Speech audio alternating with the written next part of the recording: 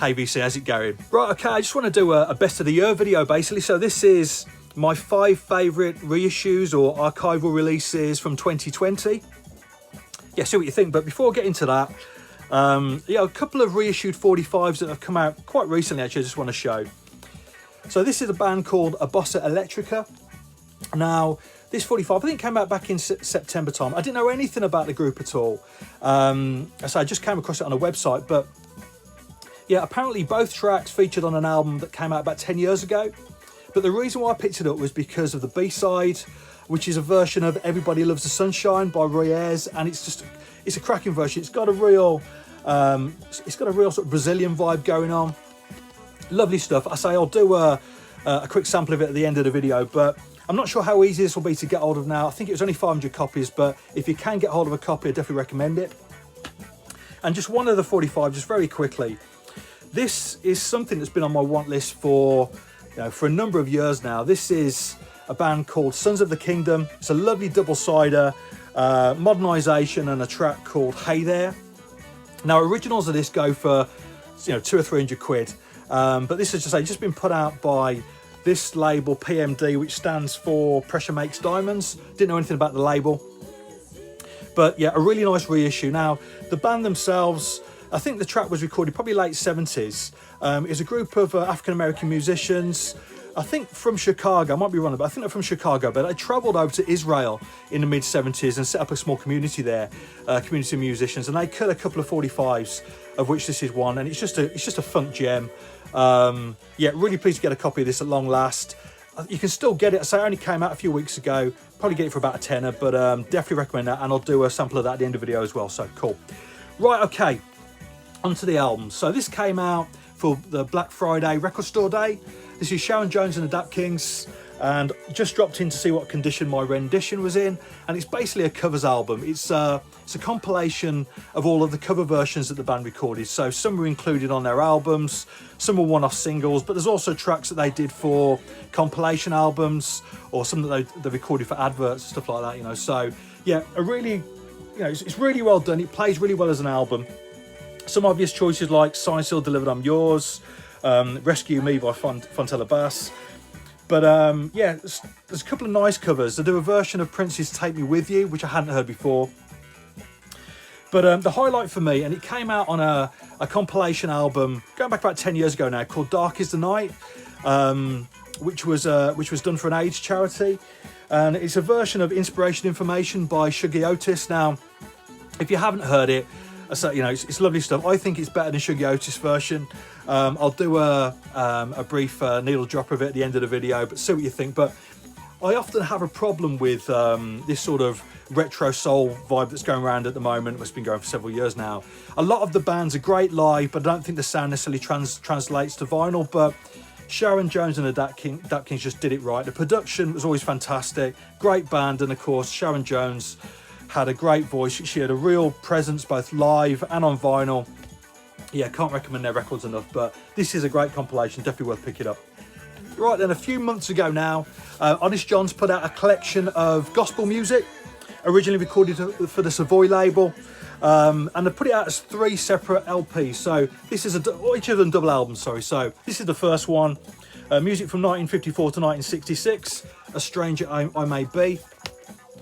The second one is Turn It Loose, Ain't No Good, 1970 to 1979. And finally, You Better Get Ready. And this is music from 78 to 86.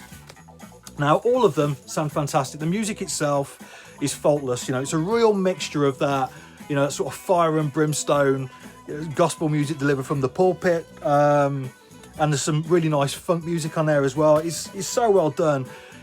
All of the records were mastered at Abbey Road, so the pressings are fantastic. My only gripe with it is that I think it's 6 albums in total. I say 3 doubles. I think it should have been done as a box set. And my other gripe as well, 2 of them are gatefold sleeves, but 1 is a single sleeve with 2 records inside. I'd have liked them to be a little bit more uniform than that. But that aside, I can't fault it. perhaps if you know, if you don't necessarily need the vinyl, you can get the CD version, which has been done as a CD box set for a third of the price. So if you're interested, I'd recommend checking it out on CD perhaps. But yeah, Honest John's done a great job. I say the records sound great and you can't fault the music, and I'll do a needle drop at the end of the video. So perhaps unsurprisingly, my reissue of the year is this. This is the Sign of the Times box set that came out back in September. So this is the full version, the 13 LP version. Sign of the Times is one of my favourite albums ever. It's, you know, just an absolutely wonderful record. And this, you know, the amount of music and information which is included in this box set, I found quite overwhelming, if I'm totally honest, when it came out. It's taken me a good few months to fully absorb it and listen to it all properly. So it basically, well, I suppose for all intents and purposes, it's a snapshot of Prince's musical life for the 12 months leading up to Sign of the Times, and I suppose the immediate period afterwards as well. So you've got the fully remastered album, which sounds great. All of the records sound great.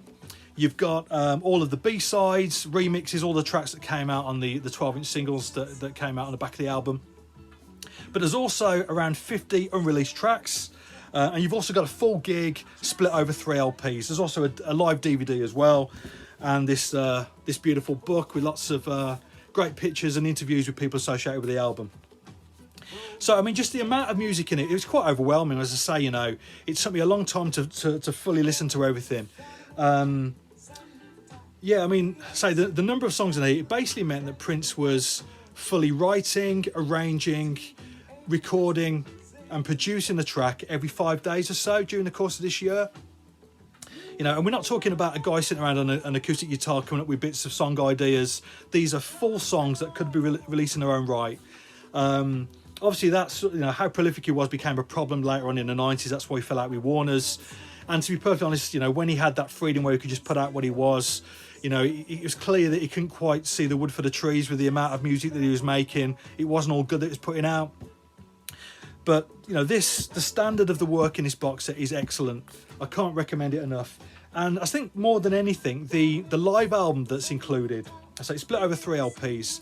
It's fantastic. I mean, it just really shows what a killer band he had with him at the time, and really highlights the fact that we haven't got enough officially released live stuff from Prince. There's only a couple of live bits that came out during his lifetime. I say this has come out since, so hopefully over the next, you know, few years we'll see more of that stuff come out. But I can't recommend this enough, and easily my reissue. And another fantastic box set that came out earlier in the year is this, Tom Petty, Wildflowers and All the Rest. This came out, I think, probably October, November time. Now, I mentioned that Sign of the Times is one of my favourite albums. This is easily another top 10 album for me. It came out in 1994 and I played it to death when it came out. I absolutely love this record. I think it contains Petty's best songs. It's consistent, it's great from start to finish. And it's Tom Petty, I say in my view, Tom Petty's best album by a country mile. Produced by Rick Rubin, and I think that his skill and what he brought to the record here was just keeping things quite simple. The box set itself is split into 4 sections. You've got the original album, but then you've got a section of home recordings, Tom Petty's original demos, and it's clear when listening to those that Rick Rubin didn't really deviate too far from those original arrangements, the original ideas that Petty had. You've also got a section called All the Rest, which is the other material, the other songs that they recorded during these sessions.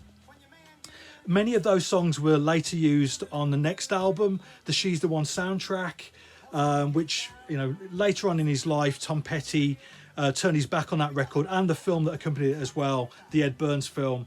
He didn't think they were either as much cop. Now, I really like the soundtrack album. I think it's got a couple of his best songs on there, a track like Walls or Angel Dream. Both wonderful songs. And I like the film as well, actually. I'm a big Ed Burns fan, so. But yeah, so I mean that's nice to see, because I've always seen those 2 albums, Wildflowers and She's the One, as being almost like 2 sides of the same coin. You know, it's clear they've both got the same feel to it. And finally, it finishes off, and perhaps the weakest part of this box set is Wildflowers Live. It's the album pretty much recorded live, and I don't think the songs translate that well to the live setting. Obviously, a great live performer. I saw him about 10 years ago at the Albert Hall. He only came over here, I think, twice or 3 times in the last sort of 30 years of his life to the UK. But I think the songs are far more suited to the studio versions rather than the live version. So that's the only slight disappointed, but everything else is fantastic. And finally, the PJ Harvey back catalogue has started to be reissued on vinyl this year. So her debut album Dry has been reissued. This is my original copy. I already had a copy of that. But interestingly, each of the albums have been put out with an accompanying album of demos. So this is the Dry Demos album. So this came out middle of the year. I pre-ordered it from her website, so you get a nice signed copy. But yeah, I mean, hearing these songs, say from Dry, but in a demo form, is fascinating. The demos are pretty much just her and an electric guitar, perhaps a double track vocal on the choruses, but the songs stand up. You know, obviously a wonderful songwriter. Her second album, Rid of Me, has also been reissued. I only had that on CD, so I did pick up the reissued vinyl, and the pressing is excellent. And obviously the 4-track demos for that album as well.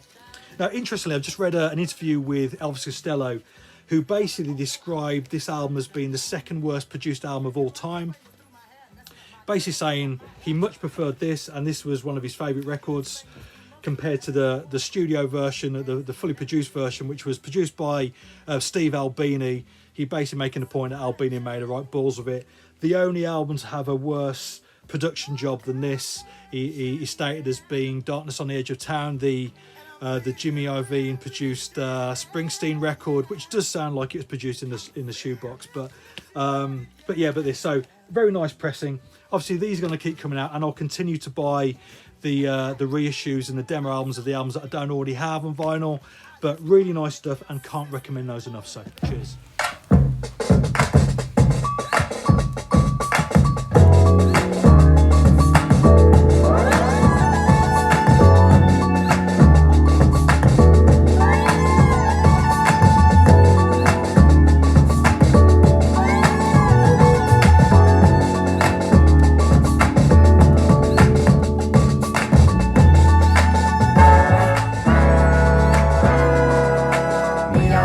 Minha vida, sob a luz do sol. Todo mundo ama a luz do sol. Luz do sol. Vamos fazer sob a luz do sol.